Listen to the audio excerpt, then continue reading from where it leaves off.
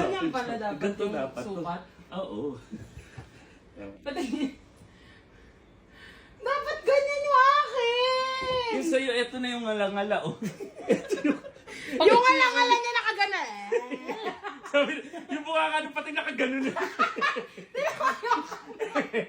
Ganito ang tama. Alam mo, Ayan, wag na oh. kayo nagbibili sa TikTok shop. Naku. Sabi kasi dun 2XL 2XL yan. Ikot. Ikot, ikot, pakita mo. Ay, yung pating may sariling wave sa katawan. Nagano ba?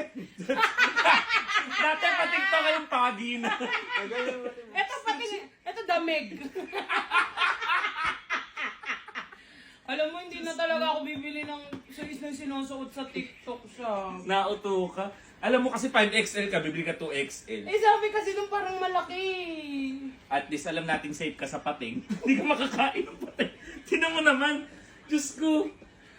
Ano ba yun? Ganito ang tama. Patingin ng ano, talikod ka nga, Babs.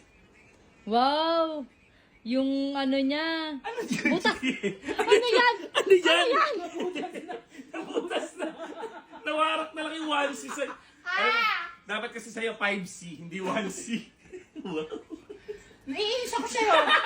Ay, Baka ng pating to. Sila, yun na yan.